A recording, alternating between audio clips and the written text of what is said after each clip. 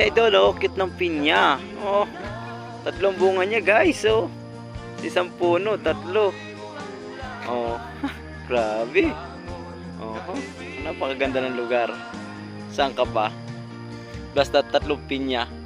Tatlong bunga, isang puno.